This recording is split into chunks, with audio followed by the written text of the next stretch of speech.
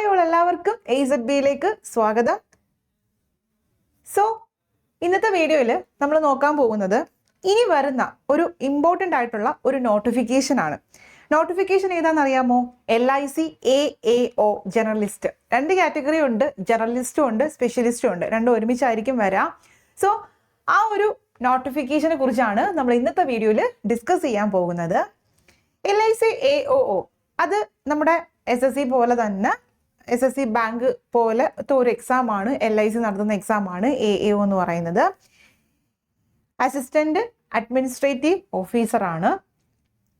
ഇതിൻ്റെ qualification, education qualification, exam pattern എങ്ങനെയൊക്കെയാണെന്നുള്ളതാണ് ഇന്നത്തെ വീഡിയോയിൽ നമ്മൾ നോക്കാൻ പോകുന്നത്. ഫസ്റ്റ് ഓഫ് ഓൾ ഇതിൻ്റെ എക്സാം പാറ്റേൺ ആണ് ഡിസ്കസ് ചെയ്യാൻ പോവുക. എക്സാം പാറ്റേൺ എന്ന് പറയുന്നത് എല്ലാ എക്സാമും പോലെ തന്നെ ഒരു preliminary examination, mains examination, interview, പിന്നെ ഒരു മെഡിക്കൽ ടെസ്റ്റ്. ഇത്രയും കാര്യങ്ങളാണ് നമ്മുടെ LIC AOയിൽ വരുന്നത്. പ്രിലിംസ് ഉണ്ട്, എല്ലാത്തിലും ഉണ്ട് അല്ലേ, മെയിൻസ് കൂടാതെ ഇൻ്റർവ്യൂ ഉള്ള പോസ്റ്റാണ്, പിന്നെ മെഡിക്കൽ ടെസ്റ്റ് ആണ്. ഓക്കെ, സോ ഇതാണ് എക്സാം പാറ്റേൺ. ഇനി ഇതിൻ്റെ പ്രിലിംസ് എങ്ങനെയാണെന്ന് നമുക്കൊന്ന് നോക്കാം. അതായത് ഇനി കഴിഞ്ഞ പ്രാവശ്യം 2025 ഈ ഒരു എക്സാം വിളിച്ചത് ഏകദേശം ഓഗസ്റ്റ് മന്ത് റിലേറ്റഡ് ആണ്. സോ ഉടൻ തന്നെ നമുക്ക് എന്ത് ചെയ്യാം, ഈ നോട്ടിഫിക്കേഷൻ എക്സ്പെക്ട് ചെയ്യാം. നോട്ടിഫിക്കേഷൻ വന്നു കഴിഞ്ഞ് പഠിക്കാൻ നിൽക്കുവാണെങ്കിൽ നിങ്ങൾക്കൊരു ചെറിയൊരു ടൈം മാത്രമേ കിട്ടത്തുള്ളൂ. സോ ഇപ്പോൾ തന്നെ ഈ ഒരു ക്വാളിഫിക്കേഷൻ ഉള്ളവർ എന്ത് ചെയ്യുക, പഠിച്ച് തുടങ്ങുക.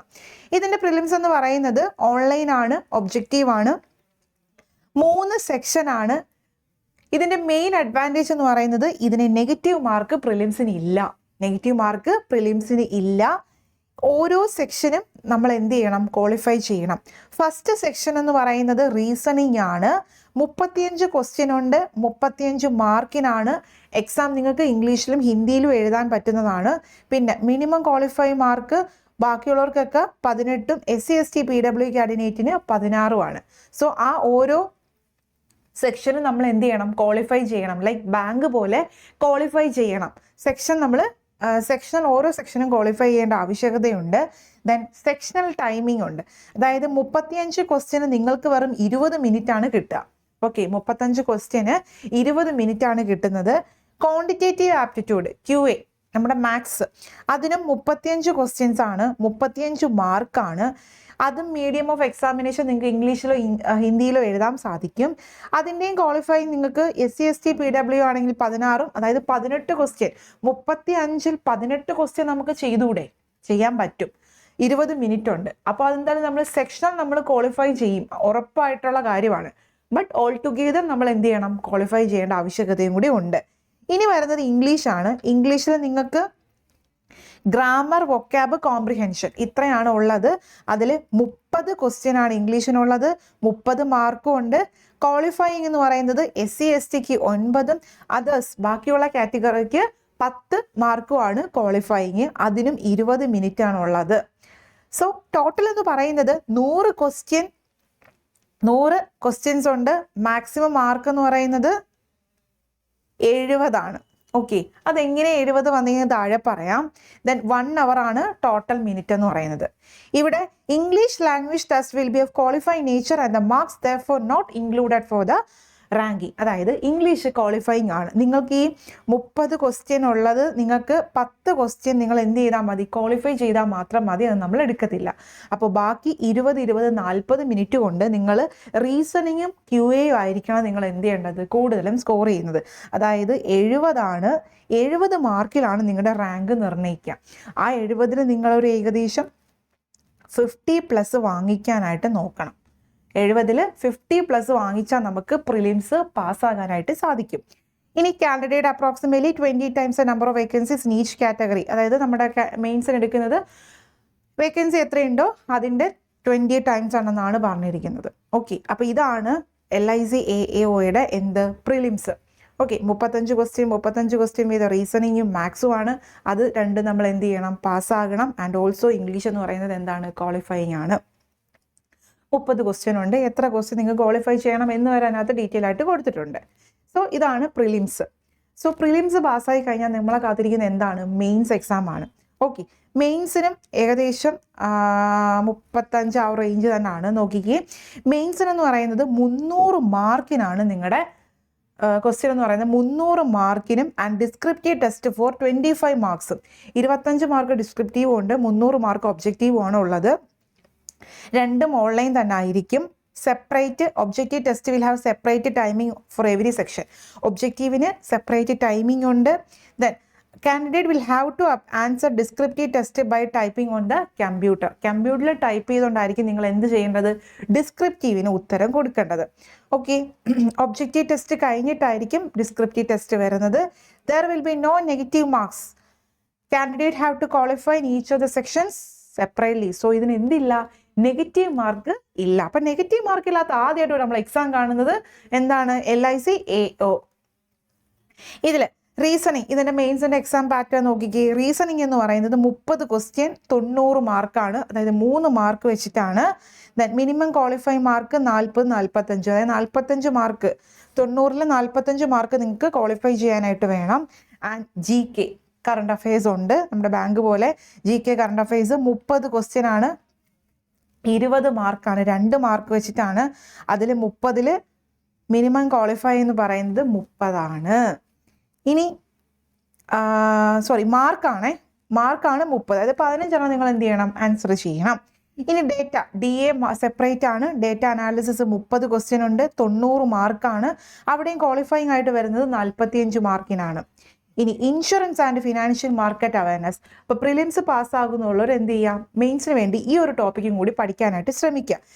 ഇൻഷുറൻസ് ആണ്, നമ്മൾ ഇൻഷുറൻസ് റിലേറ്റഡ് കാര്യമല്ലേ. അതിൽ 30 ക്വസ്റ്റ്യൻ ഉണ്ട്, 60 മാർക്കാണ്, 30 മാർക്കാണ് അതിൻ്റെയും ക്വാളിഫയിങ് വരുന്നത്.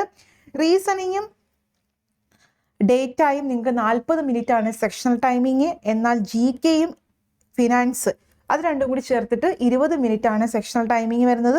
ടോട്ടൽ 40, 80, 120, 2 മണിക്കൂറാണ് പരീക്ഷ. 2 മണിക്കൂർ 120 ക്വസ്റ്റ്യൻ 300 മാർക്ക്. 2 മണിക്കൂർ 120 ക്വസ്റ്റ്യൻ ആണ്. 2 മണിക്കൂർ 120 ക്വസ്റ്റ്യൻ ആപ്റ്റാണ് അല്ലേ. പക്ഷേ സെക്ഷണൽ ടൈമിംഗ് ഉണ്ട്, നമുക്ക് മൊത്തത്തിൽ എടുക്കാൻ കഴിയില്ല. ഇനി ഡിസ്ക്രിപ്റ്റീവ് ആയിട്ട് വരുന്നത് ഇംഗ്ലീഷാണ്. Communication skill, email, report, precis, situation analysis ആണ് നിങ്ങൾക്ക് ഡിസ്ക്രിപ്റ്റീവിന് വരുന്നത്. 2 ക്വസ്റ്റ്യനെ ഡിസ്ക്രിപ്റ്റീവിനുള്ളൂ, 25 മാർക്കാണ്. അതിൽ 10 മാർക്ക് നിങ്ങൾ വാങ്ങിക്കണം. അരമണിക്കൂർ നിങ്ങൾക്ക് സമയം തരും. Okay, descriptive test of English language will be of qualified nature and the mark therefore not included for ranking. നേരത്തെയും ഇംഗ്ലീഷ് എന്തായിരുന്നു, നിങ്ങൾക്ക് ഇംഗ്ലീഷ് എന്ന് പറയുന്നത് ക്വാളിഫയിങ് ആയിരുന്നു. സെക്കൻഡ് സ്റ്റേജിലും ഇംഗ്ലീഷ് എന്താണ്, ക്വാളിഫയിങ് ആണ്. ഓക്കെ, സോ ഇംഗ്ലീഷ് പേടിക്കേണ്ട ആവശ്യമില്ല, മാർക്ക് നിങ്ങൾക്ക് കാൽക്കുലേറ്റ് ചെയ്യത്തില്ല. അത്യാവശ്യം മാത്സും റീസണിങ്ങും GK ഒക്കെ സ്ട്രോങ് ആയിട്ടുള്ളവർക്ക് ഈ മെയിൻസ് ക്ലിയർ ചെയ്യാൻ ഒരു പ്രയാസവും കാണത്തില്ല. ബാങ്കിന് പ്രിപ്പയർ ചെയ്യുന്നവരാണെങ്കിൽ ഉറപ്പായിട്ടും ഇതിനെന്ത് ചെയ്യാൻ പറ്റും, ഇത് നമുക്ക് കട്ട് ഓഫ് കടക്കാനായിട്ട് സാധിക്കും.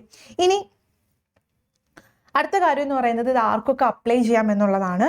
LIC ഇത് നമുക്ക് അപ്ലൈ ചെയ്യാൻ വേണ്ടിയിട്ട് വെറും ഒരു ഡിഗ്രി മാത്രം മതി. ഇനി any discipline from A recognised university, ഏതൊരു ഡിഗ്രിക്കാർക്കും എന്ത് ചെയ്യാൻ പറ്റും, ഇത് അപ്ലൈ ചെയ്യാൻ പറ്റും. ഇതിൻ്റെ ജേർണലിസ്റ്റ് പോലെ തന്നെ ഒരു കാറ്റഗറിയാണ് സ്പെഷ്യലിസ്റ്റ്.